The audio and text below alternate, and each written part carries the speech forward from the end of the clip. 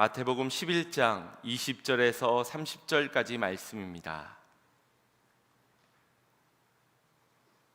마태복음 11장 20절에서 30절 말씀 한 절 한 절 교독하겠습니다. 예수께서 권능을 가장 많이 행하신 고을들이 회개하지 아니하므로 그때에 책망하시되 화 있을진저 고라시나 화 있을진저 벳세다야 너희에게 행한 모든 권능을 두로와 시돈에서 행하였더라면 그들이 벌써 베옷을 입고 제에 앉아 회개하였으리라. 아멘. 내가 너희에게 이르노니 심판날에 두로와 시돈이 너희보다 견디기 쉬우리라. 가버나움아 내가 하늘에까지 높아지겠느냐 음부에까지 낮아지리라. 내게 행한 모든 권능을 소돔에서 행하였더라면 그 성이 오늘까지 있었으리라. 내가 너희에게 이르노니 심판날에 소돔 땅이 너보다 견디기 쉬우리라 하시니라. 그때 예수께서 대답하여 이르시되 천지의 주제이신 아버지여 이것을 지혜롭고 슬기 있는 자들에게는 숨기시고 어린아이들에게는 나타내심을 감사하나이다. 옳소이다. 이렇게 된 것이 아버지의 뜻이니이다. 내 아버지께서 모든 것을 내게 주셨으니 아버지 외에는 아들을 아는 자가 없고 아들과 또 아들의 소원대로 계시를 받는 자 외에는 아버지를 아는 자가 없느니라. 수고하고 무거운 짐진 자들아 다 내게로 오라. 내가 너희를 쉬게 하리라. 나는 마음이 온유하고 겸손하니 나의 멍에를 메고 내게 배우라. 그리하면 너희 마음이 쉼을 얻으리니. 함께 보겠습니다. 이는 내 멍에는 쉽고 내 짐은 가벼움이라 하시니라. 아멘. 할렐루야. 오늘도 하나님의 찾으시는 한 사람의 예배자 되시기를 축복합니다. 성령의 깨달으심 아래 지혜 있는 성도들, 그래서 마땅히 바라봐야 할 믿음의 시선이 우리 모두에게 있기를 간절히 소망합니다. 우리의 인생은 무엇을 보느냐에 따라 많은 것들이 달라질 만큼 인생의 문제는 곧 시선의 문제다라고 할 수 있습니다. 무엇을 보느냐, 누구를 보느냐, 어디까지를 보느냐, 여기에 따라서 우리의 삶이 달라지는 것을 여러분 수도 없이 들으셨을 겁니다. 우리가 보는 시선이 우리의 생각을 자극하게 되고, 자극되는 어떤 생각을 지속하다 보면 어느덧 주목하였던 그것이 내 마음에 들어오는 것을 확인할 수 있게 됩니다. 그 이후엔 우리의 감정이 움직이게 되고 또 우리의 선택이, 우리의 몸이 반응하게 됩니다. 그래서 시선 관리가 인생 관리다라고 말을 하기도 하고, 영적인 측면에서는 시선 관리가 곧 믿음 관리다라고 말하기까지 합니다. 시선에 따라 우리의 인생의 길이 결정이 되어지고 그 길에서 열매도 달라지게 될 것입니다. 그런데 이러한 시선을 움직이게 하는 보이지 않는 동력이 있습니다. 바로 우리의 관심과 기대입니다. 사람들은 자신이 관심 있는 것을 지속적으로 보게 되고 그 보는 것에 기대를 가지며 그 기대가 충족될 때까지 주목하게 됩니다. 그래서 사단이 하는 일은 먼저 우리가 잘못된 관심을 가지게끔 유혹합니다. 그리고 그릇된 기대를 가지게끔 우리를 미혹합니다. 에덴 동산에서도 보면 뱀이 하와를 찾아와 유혹할 때 생명나무가 아닌 선악과에 관심을 가지게끔 하였습니다. 저 선악과를 먹으면 정령 죽는다고 하였더냐 라고 하니 시선을 선악과에 옮기게 되는 겁니다. 그러면서 말하길 오히려 먹으면 하나님처럼 눈이 밝아진다, 이런 그릇된 기대심을 갖게 만든 것입니다. 그러고 바라보니 선악과가 정말로 먹음직스럽고 보암직도 하고 지혜롭게 할 만큼 탐스러워 보이는 것입니다. 여러분, 사실상 이렇게 바라본 순간 게임은 이미 끝난 것입니다. 이미 관심이 갖고 기대를 가지게 되고 주목하고 있는데 당해낼 재간이 있겠습니까? 안 먹고는 못 배기게 되는 것이지요. 우리의 죄의 유혹이 그렇습니다. 생각하고 주목하고 안 행할 수가 없게 됩니다. 마음으로든 몸으로든 말입니다. 바른 관심과 건강한 기대는 우리의 삶을 지탱시켜주는 긍정적인 에너지가 되고 내일을 꿈꾸는 건전한 소망이 되게 됩니다. 반대로 잘못된 기대는 부정적인 시선을 갖게 하여 부정적인 시선은 반드시 집착을 낳고 집착은 불평을 낳게 됩니다. 가나안 땅에 들어갔던 12명의 정탐꾼의 시선을 보더라도 그렇습니다. 10명의 정탐꾼의 관심은 오로지 육에 관한 것들이었습니다. 그들이 기대하는 바는 우리가 이전에 살던 그 애굽 땅과 같았으면 좋겠다, 풍요롭고 안락한 그 도시에 거하기를 희망하였습니다. 그러다 보니 약속의 땅에 들어가서도 하나님은 바라보지 못하고 그 땅에 살고 있는 거민들만 보고는 잔뜩 쫄아서 우리가 메뚜기와 같다, 자신의 약함을 주목하게 되는 것입니다. 그러면서도 평소에 잘 먹지도 못했던 애굽 땅에서의 여러 반찬들의 수를 나열하면서 그 먹는 것에, 반찬에 집착을 하는가 하면 지도자 모세와 아론을 죽이겠다고 아우성을 피우기도 하였습니다. 반면에 여호수아와 갈렙의 관심은 무엇이었습니까? 바로 하나님이었습니다. 그래서 처음 가보던 낯선 땅임에도 하나님의 약속을 바라볼 수 있었고, 약속이 성취되어질 기대를 가지게 되니 가나안 사람들은 그저 우리의 밥이다 라는 용기 있는 고백을 할 수 있었으며, 이미 그 땅은 우리에게 주신 땅이라고 선포할 수 있었던 것입니다. 결국 관심이 어디에 있느냐에 따라 믿음의 사람이 될 수 있는가 하면 불신앙, 불순종의 사람이 되기도 합니다. 또 어떤 기대를 가졌느냐에 따라 감사하는 사람이 될 수도 있고 불평하는 사람이 되기도 합니다. 여러분은 어떻습니까? 어떤 관심과 어떤 기대를 가지고 무엇을 주목하고 계십니까? 오늘 이 예배에서도 마찬가지입니다. 내가 어떤 관심으로 어떤 기대를 가지고 예배의 자리에 나아왔느냐에 따라 주님을 만나고 주님을 경험하고 은혜 가운데 변화되어 삶을 믿음의 결단 가운데 순종으로 나아갈 수 있는 자가 있는가 하면 그렇지 못하는 사람이 있을 것입니다. 어제 14명의 성도분들과 함께 오랜만에 영화 관람을 하고 왔습니다. 신의 악당이라고, 악당 말고 악단인데 이 영화를 보고선 참 많은 은혜와 또 감동을 받고 돌아왔습니다. 내용은 북한 이탈 주민이 겪은 실화를 바탕으로 각색한 그런 영화였는데, 이 영화에서는 북에서 정말 어렵게 신앙을 지키면서 살아가던 사람들이 이 당의 요청에 의하여서 가짜 찬양단을 만들게 됩니다. 왜냐하면 국제사회에서 이거 너무 스포가 될 것 같은데, 국제사회에서 2억 달러를 지원받기 위해서 교회를 만들고 거기에 교회에 은혜롭게 찬양하는 예배팀을 만들기 위함이었습니다. 그래서 원래는 숨어서 성경책을 읽고 숨어서 기도를 하던 그들이 이젠 당의 요청에 의하여서 당당하게 찬양을 연습하고 기도를 연습한다고 주여 이름을 부르고서는 막 눈물을 흘리며 기도를 하기도 하였습니다.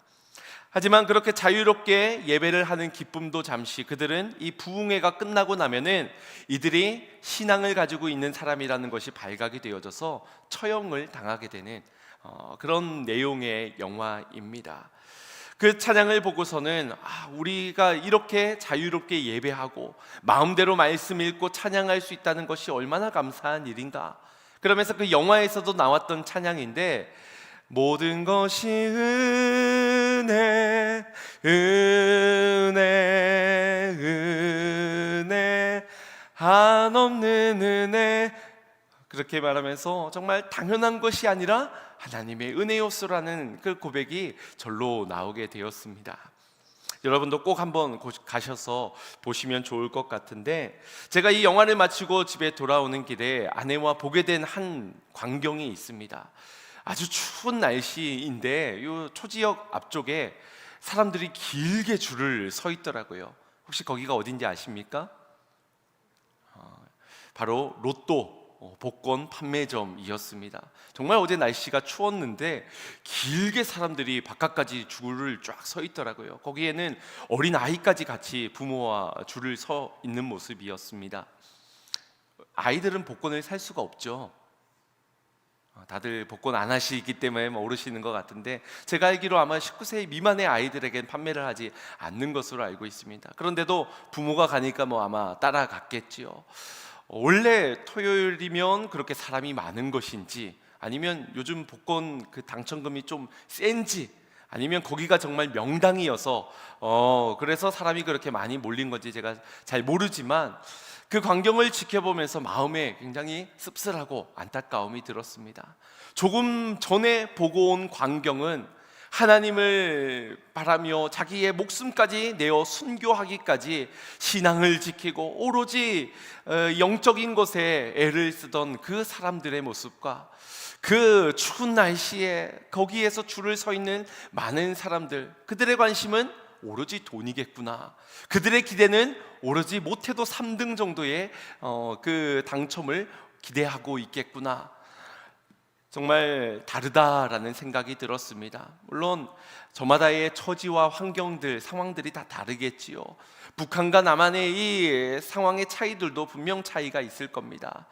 너무나도 많은 다른 점들이 있겠지만 그보다 삶에서 바라보고 추구하는 것이 정말 다르다는 것을 느끼게 되었습니다. 그럼 우리는 어떠합니까? 예배의 자리에 나와 있으면서도 혹시 우리의 관심이, 우리의 시선이 여전히 유기받을 축복을, 내 삶의 문제가 해결되어지는 것에 온갖 초점이 맞추어져 있지는 않습니까? 공부하는 학생에게는 성적에 대한 관심이 당연하고 성적이 오를 것에 대한 기대가 있을 겁니다. 또 직장인은 일에 대한 관심과 성취와 보상에 대한 기대감을 가지기 마련입니다. 부모에게 있어서는 모든 관심이 자녀에게 쏠리게 되지요. 그래서 자녀가 바르고 건강하게 성장해 갈 것에 대한 기대를 품게 되는 겁니다. 그렇다면 우리의 정체성, 하나님의 선민이요 그리스도인이라고 부름을 받은 우리의 관심과 기대는 어떠해야 하겠습니까? 눈에 보이는 것보다 보이지 않는 영적인 세계에 대한 관심, 하나님의 나라와 그의 의에 대한 관심이 필요합니다. 또한 하나님이 이미 주셨고 앞으로도 주실 것에 대한 믿음의 확신 속에 약속대로 이루실 것에 대한 기대감을 가지고 주님을 바라보아야 할 것입니다. 이것이 그리스도인의 모습입니다. 그런 사람은 언제 어디서나 자족하는 삶을 살 것입니다. 작은 것에도 감사할 수 있겠고요, 없는 것에 불평하지 않을 겁니다. 뿐만 아니라 내가 주님 앞에 마땅히 드려야 할 순종의 길을 선택하며 믿음의 삶으로 아름다운 결실로 하나님의 기쁨이 되기를 원할 것입니다. 이를 위해 먼저 우리를 창조하신 하나님의 시선을 주목할 필요가 있습니다. 하나님의 관심은 무엇일까요? 하나님은 필요한 것이 없으시지요. 모든 것을 다 이루시고 풍성하신 그런 분이신데 그런 분에게도 관심과 기대가 있습니다. 바로 택함 받은 주의 백성들, 하나님의 자녀들에 대한 관심입니다. 그래서 지금 이 시간도 예배하는 자녀들을 한 영혼 한 사람을 주목하십니다. 언제나 우리에게 복 주시기를 원하여 이 시간도 말씀으로 영으로 우리와 함께 하시며 그분의 사랑 안에 거하여 풍성하고도 성숙되어진 삶으로 예수님을 닮아가기를 기대하고 계십니다. 주님은 온통 주의 자녀들에 대한 관심과 기대를 가지고 계십니다. 그렇다면 우리의 관심과 기도도 하나님을 향해야 하지 않겠습니까? 창조하신 그분께, 그리고 우리를 구원하실 그분께 말입니다.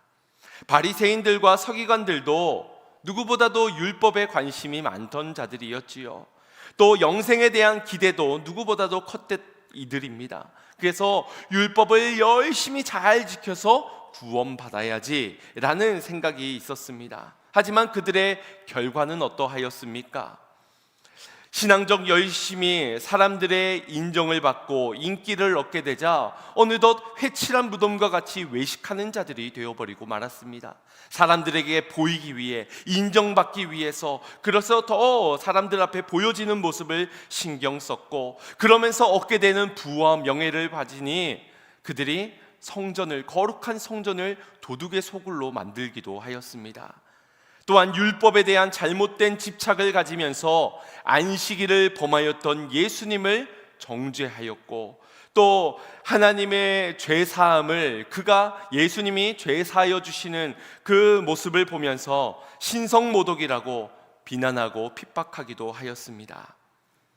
이는 우리도 다르지 않습니다. 우리도 예배를 드리고 신앙생활을 하고 그래서 마치 우리의 관심과 기대가 옳은 것처럼 바른 것처럼 생각될 수 있지만 그 마음에 겉모습에 대한 관심과 세속적인 성공에 눈이 멀어 헛된 기대를 품고 산다면 아무리 열심 있는 신앙생활을 한다 하여도 오히려 그것이 우리에게 독이 되고 또 악한 열매가 그 인생에 맺어지고 말 것입니다.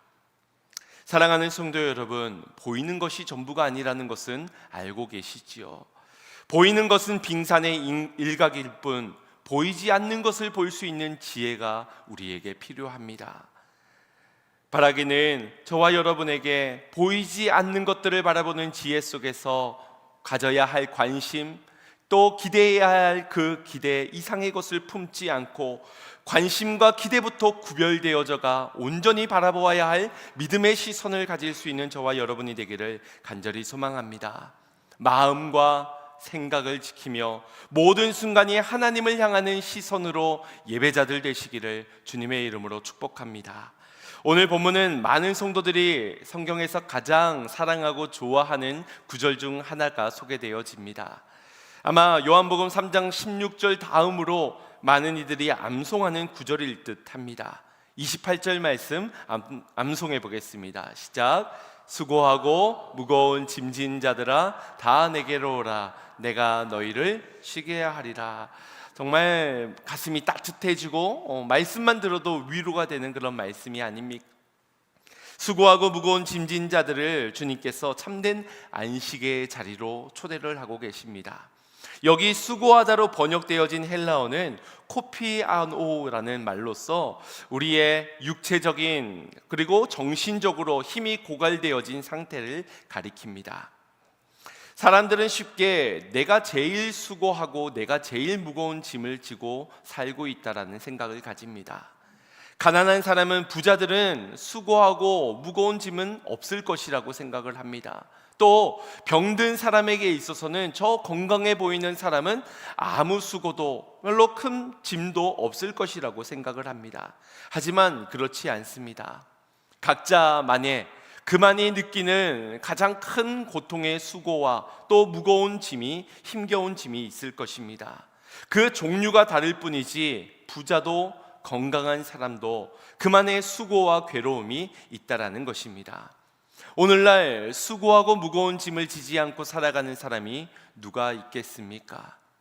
그래서 주님께서는 그런 우리 모두를 부르실 때에 가난한 자들아 아니면 병든 자들아 부르시지 아니하시고 수고하고 무거운 짐진 자들아 우리 모두를 그렇게 초대하고 부르시고 계시는 것입니다. 제가 신학교를 다니면서 친구 4명과 함께 자취를 하게 되었는데요.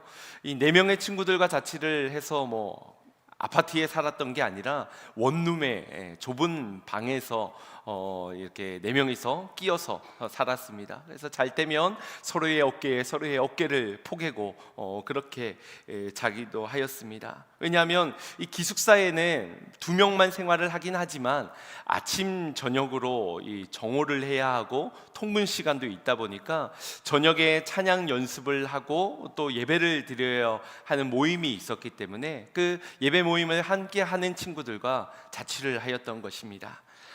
참 재밌는 시간들이었던 것 같습니다. 기억에 남는 것이 이 4명의 친구들이 항상 저녁마다 매일 야식 내기를 했는데 뭔가 게임을 해야 되잖아요. 그래서 우리는 또 건전하게 나가서 승부차기를 하든지 아니면 이 농구를 하든지 아니면 보드게임을 하면서 그렇게 놀았습니다. 한날은 이 테이블 위에 우리 각자 핸드폰을 올려놓고 누가 먼저 연락이 오느냐, 전화든 문자든 상관이 없다. 먼저 오면은 통과. 가장 늦게 오는 사람이 야식을 쏘는 내기를 하였습니다. 그런데 1시간 동안이나 아무에게도 연락이 없어서 참으로 쓸쓸했던 기억이 납니다. 그러다가도 그 중에 한 명이 이제 문자가 한 통이 오게 된 거예요. 띵띵띵띵띵 울리니까 환호성을 지르면서 야! 했는데 스팸 문자여가지고 취소가 되었던 우픈 기억도 있습니다. 여러분, 우리는 사실 세상을 살면서 나 중심적인 생활을 해나가지 않습니까? 그래서 세상에서 내가 마치 주인공인 것처럼 생각을 합니다. 하지만 사실 세상은 여러분에게 큰 관심이 없습니다. 잠깐 스포트라이트를 받을 수도 있겠지만 잠깐일 뿐이지 여러분이 뭘 하든 뭘 안 하든 크게 관심이 없고 여러분에게 큰 기대를 걸지도 않습니다.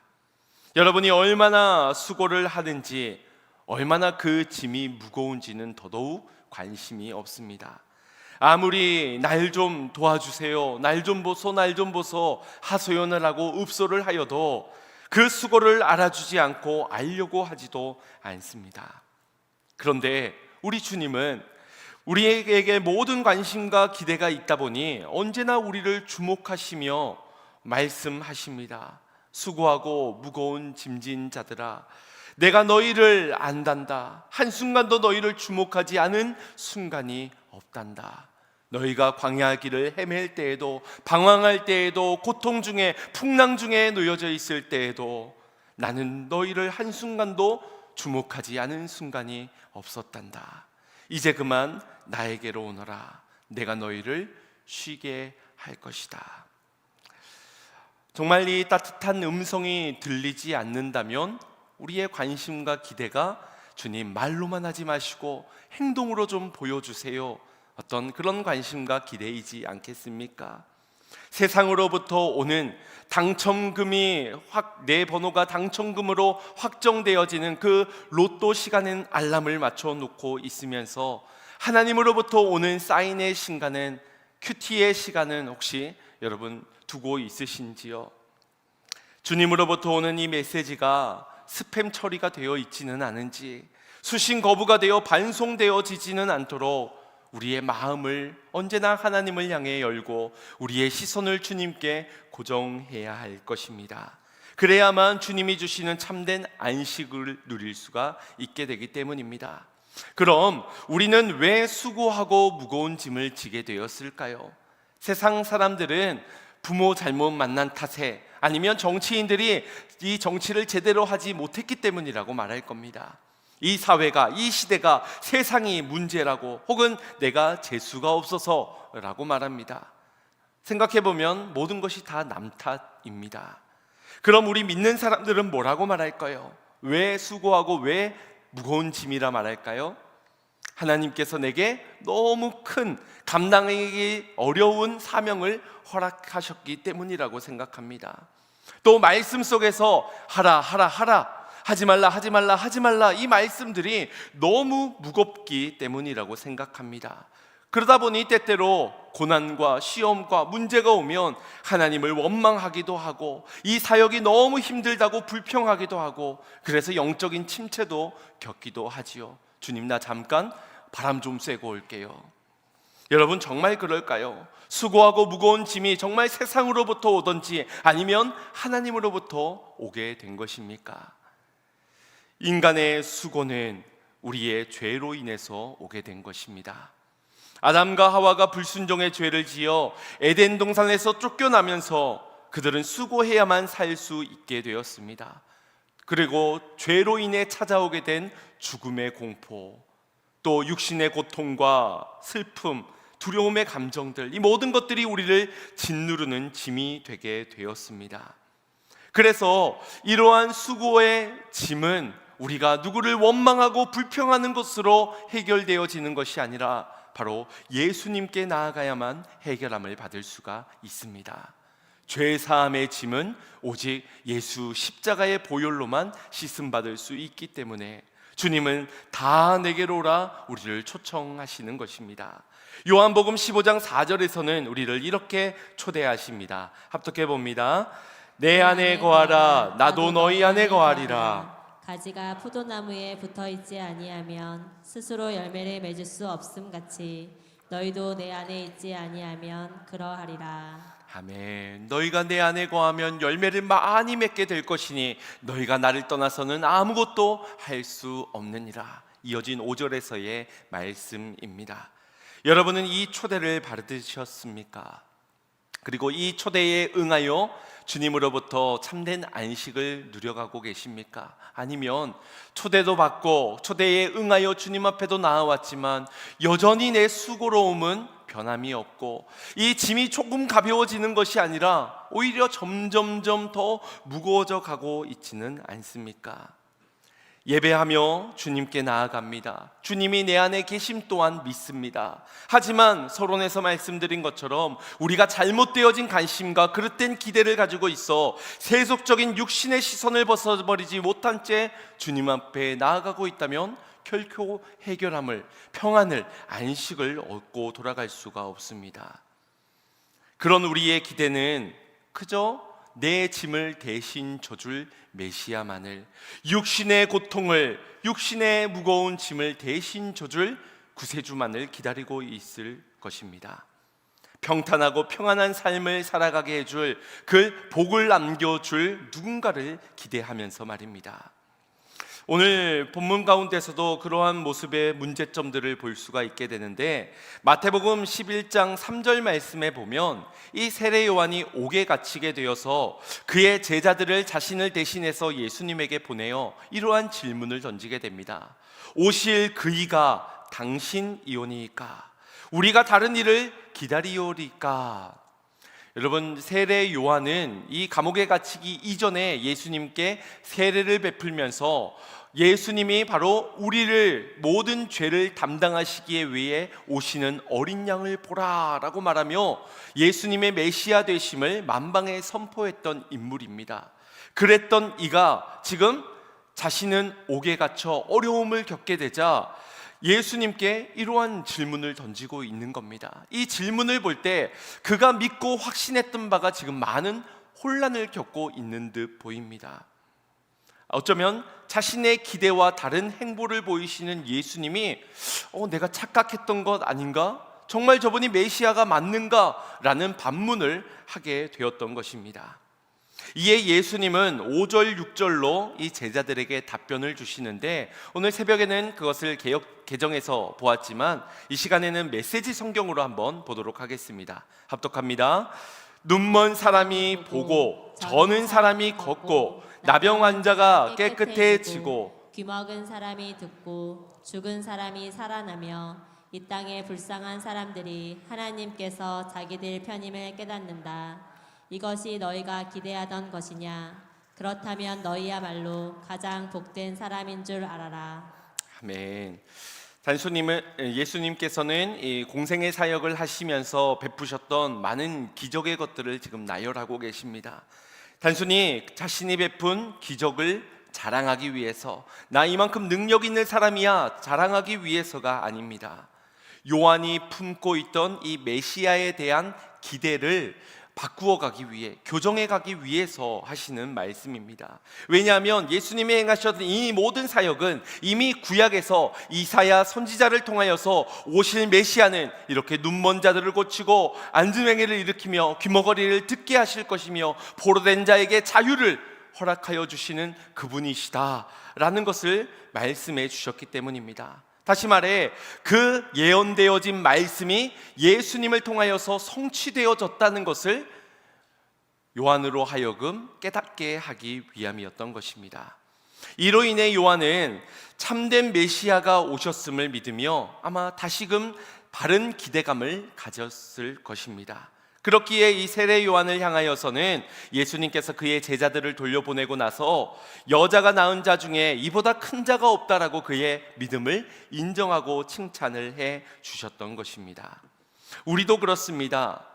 잘못된 관심과 헛된 기대를 가지고 있으면 주님이 오셔도 오신 줄 모르고 주님이 역사하셔도 이게 무슨 역사냐고 말할 것입니다. 그러면 자연히 우리의 마음은 낙심케 될 것이고 다른 메시아를, 다른 구세주를 찾게 될 것이지요. 어쩌면 그러한 인생들이 수많은 이단에 빠지는 사람들이 아니겠습니까? 잘못된 기대와 관심들을 가지고 있으니 저기 어머니 하나님께 가면 응답이 된다더라, 저기 신천지에 가면은 그렇게 사랑이 넘치고 응답이 되어진다더라, 그렇게 마음을 빼앗기는 것이지요. 여러분, 헛된 기대는 우리를 낙심케 하지만 성취되어질 하나님의 말씀의 약속을 기대하는 인생이야말로 가장 복된 인생임을 믿으시길 바랍니다. 그런 이들이 예수님을 만나고 예수님을 구주로 영접하고 그 예수님을 스승으로 제자가 되어 따를 수가 있게 되는 것입니다. 그런데 오늘 본문에 보면 이 요한과는 달리 그의 기대가 잘못되었지만 그의 기대가 변화되어서 바른 관심과 기대를 가지게 된 요한과는 달리 이 예수님의 기적을 직접 보고 경험하였던 도시들에게는 냉담한 반응을 보게 됩니다. 이 세 도시들은 갈릴리 호숫가에 있던 도시들로 예수님의 공생의 초기 사역의 중심지였던 고라신과 벳세다와 가버나움, 이 세 도시입니다. 정말 그들이 하나님의 말씀에 관심을 가지고 또한 오실 메시아에 대한 기대를 가지고 있었다면 말씀하신 대로 그대로 기적과 이사를 표적을 행하시는 예수님의 사역을 보고서는 그가 하나님의 아들이십니다 라고 믿고 제자되어 따라갈 수 있었을 텐데 그들은 그 기적을 보고도 회개치 않았습니다. 예수님을 따라가려 하지 않았습니다. 잘못된 것들은 끊고 물질에 대한 사모함은 끊고 버려두고 주님을 쫓아가려 하지 않았습니다. 이 도시들의 비극은 기적이 부족해서가 아닙니다. 그들의 기대가 방향이 틀렸기 때문입니다. 그들은 자신들의 경제적 풍요와 로마로부터 압제받는 이 정치적인 해방들, 그리고 육체적으로 저주받은 이 질병을 치유받는 지극히 이기적이고도 현세적인 그것들에만 기대가 머물러 있었습니다. 그러나 자신들의 기대를 충족시켜 주지 않으시는 예수님, 도리어 우리에게 회개를 촉구하시는 예수님을 극기야 거부하기에 이르렀던 것입니다. 기대가 다르면 이 나타나는 모든 기적은 그저 구경거리에 불과해집니다. 결코 회개로 이어지지 않는 것입니다. 그런 도시들을 향해 예수님께서는 화 있을진저 하고 책망하셨습니다. 23절에 보면 특히나 이 갈릴리 사역의 중심지였던 가버나움을 향하여서는 그들의 오만함을 지적하시며 하늘까지 높은 줄 알고 있으나 음부에까지 낮아지리라. 눈으로 볼 때는 경제적인 풍요로움과 부유함을 누리고 있어 높은 줄 착각하지만 그들의 영적으로는 음부에까지 내려갔다. 심판을 경고하고 계십니다. 그러면서도 만약 이방 도시인 이 두로와 시돈, 그들이 이와 같은 기적을 경험했더라면 그들은 아마 베옷을 입고 제에 앉아 회개를 했을 것이라는 말씀을 하십니다. 이 베옷을 입고 제에 앉아 회개를 하는 모습은 구약에서 요나가 니느웨이 사람들에게 가서 하루 반나절만 심판의 메시지를 전하였음에도 불구하고 그 온 백성들이 왕부터 모두 다 옷을 찢고 베옷을 입고 제에 앉아 회개의 눈물을 흘렸던 그 모습을 말씀해 주시는 것입니다. 악하던 그 니느웨이 사람들도 말씀 앞에 겸손히 반응하여 회개하였지만 예수님께서 오셔서 말씀을 주시고 기적을 베푸시며 회개의 자리로 초대하는 그 초대에 응하지 않는 너희들아 화 있을진저 말씀하시는 겁니다. 결국 메시아를 만난 기적을 경험하였던 그 모든 특권을 가졌지만 겸손하게 반응하지 않고 회개하지 않았던 가버나움의 죄는 소돔과 고모라의 죄보다 두로와 시돈의 죄보다 더 크다라고 말씀하십니다. 이처럼 잘못된 기대는 우리로 죄의 길로 인도할 것이며 결국 하나님의 심판과 정죄 아래에 놓여지게 될 것입니다. 우리도 솔직하게 진단해 보아야 합니다. 왜 신앙생활을 하면서 내 마음은 점점 지쳐만 가고 왜 내 짐은 점점 더 무거워만 갈까? 내 마음엔 참된 안식과 평안이 없고 왜 더 큰 초조함과 불안, 분주함이 가득할까? 그건 하나님이 살아계시지 않아서가 아니라 우리가 잘못된 기대와 관심을 가지고 주님 앞에 구하고 있기 때문입니다. 다시 말해 내 안에 욕심이 있기 때문입니다. 여러분, 욕심은 언제나 죄를 낳고 죄는 사망을 낳게 되지요. 욕심을 품게 되면 어느덧 결과에 집착하게 됩니다. 내가 원하는 기대감을 가지고 욕심을 품기 때문에. 그래서 이 결과를 보면서 항상 감사할 때도 있지만 불평할 때가 많습니다. 내 뜻대로 이루어지면 기쁘고 즐겁지만 그렇지 않는 대부분의 순간은 우리는 늘 마음에 걱정과 근심과 염려, 불평과 짜증이 가득하게 되지요. 가져야 할 관심 그 이상을 품게 되고 마땅히 기대해야 할 그 이상의 기대를 품게 됩니다. 그러니 만족이 없고 기쁨도 없고 끝없이 우리를 채찍질해 가게 되니 그 짐은 점점 더 무거워질 갈 수밖에 없는 것입니다. 그래서 내려놓음이 얼마나 중요한지 모릅니다. 내가 의지하고 믿었던 나의 수고와 노력들, 세상에서 풍요롭게 살 수 해줄 믿었던 이 물질의 것들, 건강들, 이 모든 것들이 주님 앞에선 철저히 내려놓아져야 합니다. 이 말이 아무런 노력과 수고가 필요 없다라는 의미는 아닙니다. 그러나 주님을 떠나서 아무것도 할 수 없음을 믿는다면 주님 앞에만 나아가 주님에 의지하고 주님만 믿고 성취되어질 말씀만을 붙잡고 살아가야 한다라는 것입니다. 시편 55편 22절 말씀을 합독해 보겠습니다. 시작. 내 짐을 여호와께 맡기라. 그가 너를 붙드시고 의인의 요동함을 영원히 허락하기 아니하시리로다. 아멘. 이 귀한 말씀 속에서는 전제 조건이 있습니다. 다 맡기면 되어지지요. 그런데 우리가 붙들고 주님께 맡기지 않는다면, 우리의 욕심으로 감당하려 한다면 요동함을 면치 못하게 되는 것입니다. 맡기는 자만이 주의 강한 손에 붙들리고 어떤 풍랑에도 풍파에도 요동치 않게 하시는 것입니다. 맡기지 않고 스스로 해결해 보려고 하는 것은 교만입니다. 짐을 맡기라는 것은 우리로 하여금 버려라, 잊어라, 포기해라는 것이 아닙니다. 내가 감당해야 하는 그 짐을 다시 주님께로 겸손히 맡기라라는 것입니다. 그래서 주님께서는 29절로 말씀을 하시는 겁니다. 나는 마음이 온유하고 겸손하니 나의 멍에를 메고 내게 배우라. 그리하면 너희 마음이 쉼을 얻으리라. 결국 이 28절 한 절만 말씀만 가지고 주님 앞에 나아가기만 하면 된다라고 생각을 하지만, 이어진 29절 말씀과 연결지어 보자면 수고하고 무거운 짐진 자들아 다 내게로 와서 나의 멍에를 메고 내게 배우라. 내가 너희의 마음에 쉼을 줄 것이다 라고 말씀해 주시는 겁니다. 주님은 마음이 온유하고 또 겸손하십니다. 그래서 한순간도 아버지의 뜻 그 이상을 품지도 또 넘어가지도 않으셨습니다. 광야에서 사단의 시험을 받을 때에도 예수님의 관심과 기대는 오로지 아버지의 뜻이요 그분의 영광이었습니다. 그러니 사단이 이 모든 세상의 능력과 권세를 줄게, 너를 인정해 줄게 라고 이야기를 하였지만, 주님의 관심은 오직 아버지의 뜻이 이루어지기를 원하며 하나님의 영광이었기에 시험에 들지 아니하시고 말씀으로 이겨내시며 끝까지 고난의 길, 순종의 길을 걸어가며 십자가를 지실 수 있으셨던 것입니다. 그분이 말씀하십니다. 내게로 와 내 멍에를 베고 내게 배우라. 예수님은 단순히 짐을 없애주시는 분이 아니라 우리의 짐을 맡기고 당신의 짐을, 당신의 멍에를 메기를 원하십니다. 그리고 그 멍에를 메고 당신께 배우라고 말씀하십니다.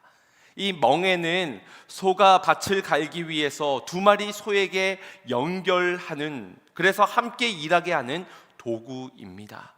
주님께서 주시는 멍에는 결국 주님께서 지시는 그 멍에를 함께 지자는 것입니다. 주님은 온유하고 마음이 겸손하여서 늘 하나님보다 관심과 기대가 넘어가는 적이 없으십니다. 그래서 늘 하나님 앞에 순종의 제사를 드리는 그 주님과 함께 멍에를 메고 그 생명의 길을, 그 순종의 길을, 마땅히 걸어가야 할 그 길을 함께 걷자고 초대하시는 것입니다. 곧 하나님의 통치와 사랑을 신뢰하며 순종의 삶을 살게 하시는 겁니다. 우리가 겸손히 주님의 멍에를 받아들일 때 우리는 세상이 줄 수 없는 평안을 얻게 될 줄로 믿습니다. 그것이 우리의 인생의 목적이기 때문에, 우리의 정체성이기 때문에 그 일을 행할 때 우리는 비로소 평안을 얻을 수가 있게 되는 것이지요. 주님은 30절에 말씀하십니다. 내 멍에는 쉽고 내 짐은 가벼우니라. 멍에는 왜 쉬울까요?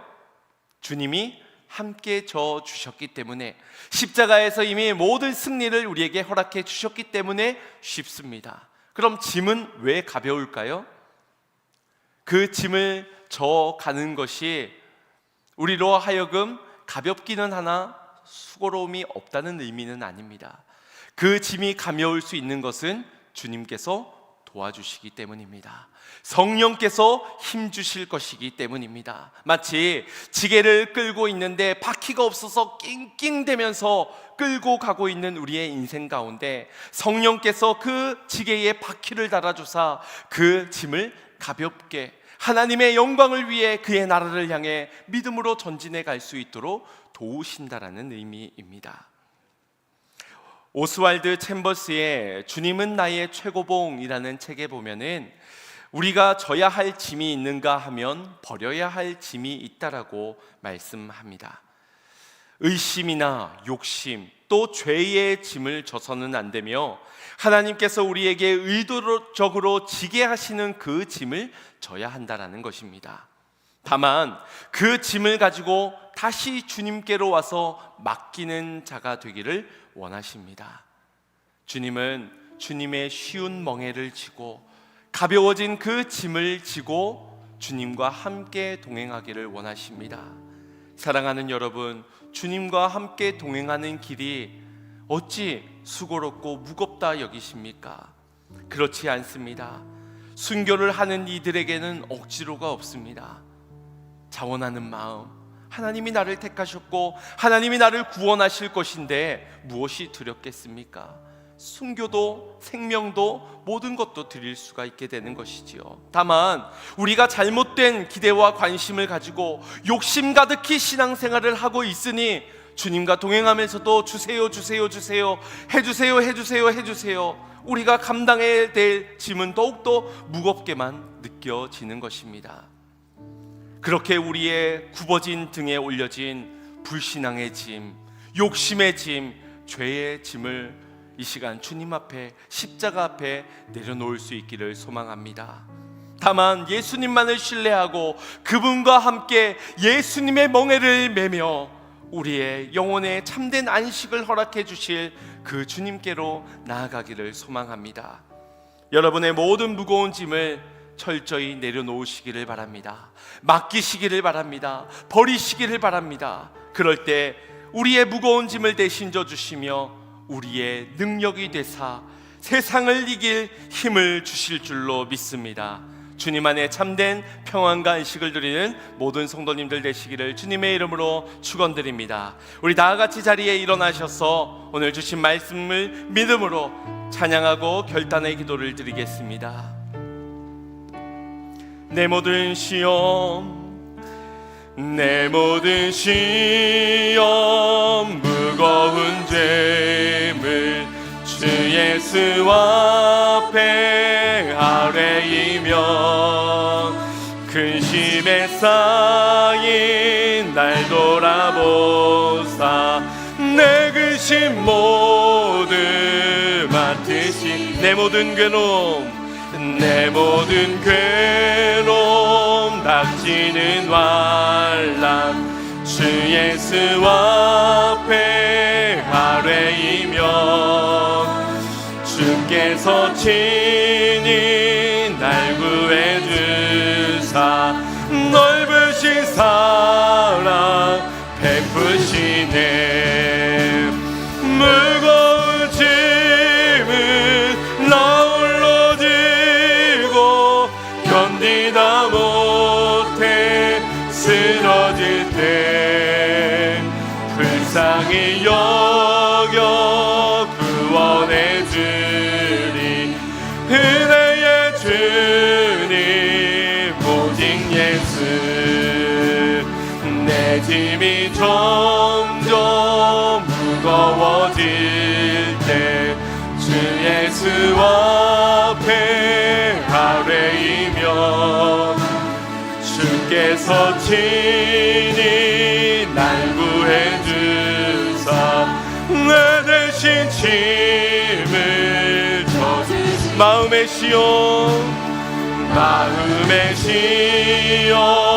무서운 죄를 주 예수 앞에 아뢰이며 예수는 나의 능력이 되사 세상을 이기는 뜻이네 무거운 짐을 아울러 지고 견디다 못해 쓰러질 때 불쌍히 여겨 구원해 주리 은혜의 주님 오직 예수 불쌍히 여겨 구원해 주리 은혜의 주님 오직 예수 우리의 노력과 우리의 열심과 우리의 의로 인하여서 구원해 주시는 것이 아니라 우리를 불쌍히 여기시는 주님의 긍휼하심의 그 인애를 통하여 우리를 구원하여 주실 것입니다. 여러분, 이 믿음이 없다면 우리의 수고로움의 짐을 어찌 내려놓을 수 있겠습니까? 다만 믿는 자 되어 하나님의 약속하신 대로 이루실 성취하실 주님을 기대하는 인생이 된다면 우리의 이 수고하고 무거운 짐진 것들도 다 주님 앞에 내어놓을 수 있을 것입니다. 또한 주님께서 주시는 주님의 멍에를 지고 주님께 배우며 그 가벼운 짐을 지고 살아갈 수 있게 될 것입니다. 주여, 우리로 하여금 주님을 믿는 믿음과 온전한 기대를 가지고 맡기는 자들이 되게 하여 주시옵소서.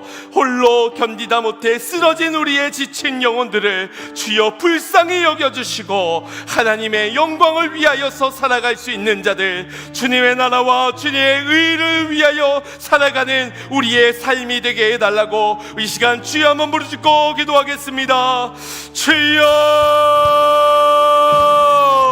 사랑의 주 하나님 감사를 드립니다.